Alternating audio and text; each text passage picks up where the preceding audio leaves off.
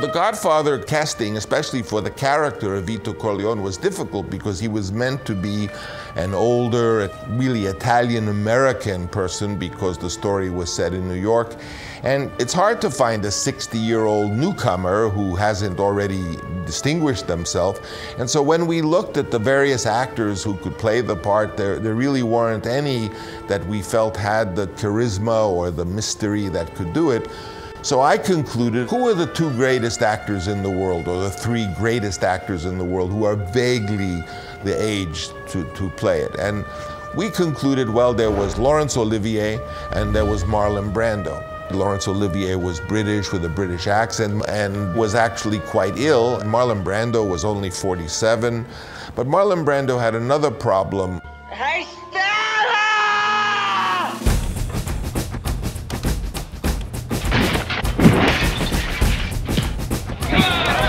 He was considered very troublesome, and his last few pictures had been big flops. It was a film called Quemada. It had done terribly, and the executive said, if you put Marlon Brando in The Godfather, it would do less business than if you put a totally nobody in it. The president of Paramount told me in these words, he says, Francis, as president of Paramount Pictures, I am telling you that Marlon Brando will not be in this movie. Well, at that point, I remember I just fell off the chair and lay on the rug and say, well, if I can't even pursue the few ideas I have, you know, what do you expect of me? So they said, all right, we'll give you 3 conditions for Brando to be in the picture. Number 1, he must do a screen test. Number 2, he must put up a $1 million bond that none of his behavior problems will cause delays on the production. And number 3, he must do the film for nothing. So I listened to these 3 conditions and I said, okay. Because now they had said maybe Marlon Brando could be in the picture if I met these 3 conditions, how stupid they may be. I called up the house that I was given to speak to Marlon Brando, and I didn't know him, and I was very, very respectful of him, of course, because of his great past work. And I said, basically, Mr. Brando, this character is an Italian. Maybe you'd like to experiment a little to see if you can play. Yeah, you're right. Maybe we can see how I would do it. He didn't know he was doing a screen test. He just was experimenting. I said, we have to be like ninjas. We have to go to Mr. Brando's house, don't make any noise, and we'll just sort of photograph him experimenting to be an Italian.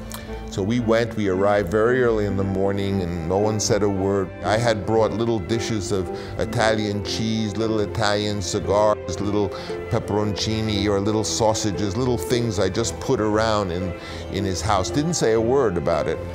And he came out, he had long blonde hair. He was very, you know, he was, as I said, only 47. He was quite a handsome young man. And as he came out, in a beautiful Japanese robe, I remember.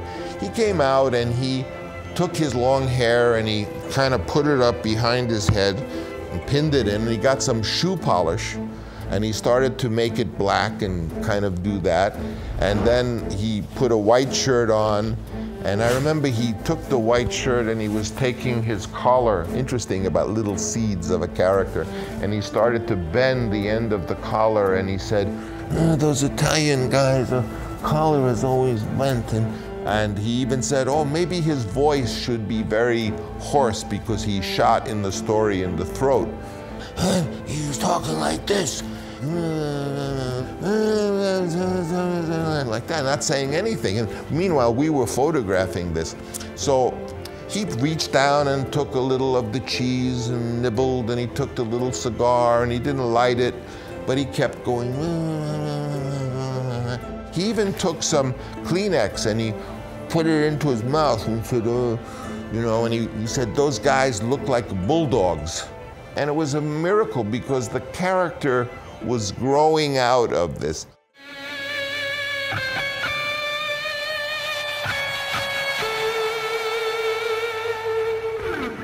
I took this tape and I didn't know what to do with it.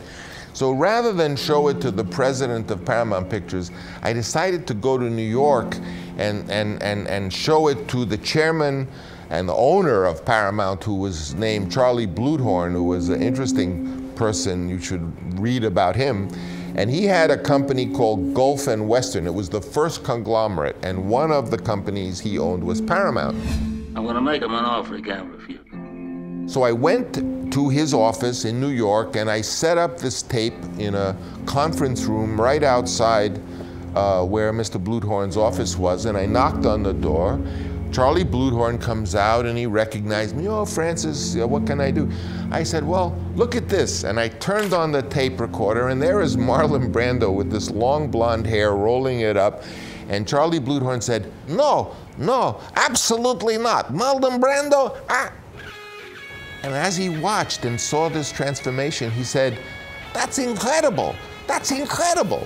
And as at that moment, I knew that I had Brando in the part.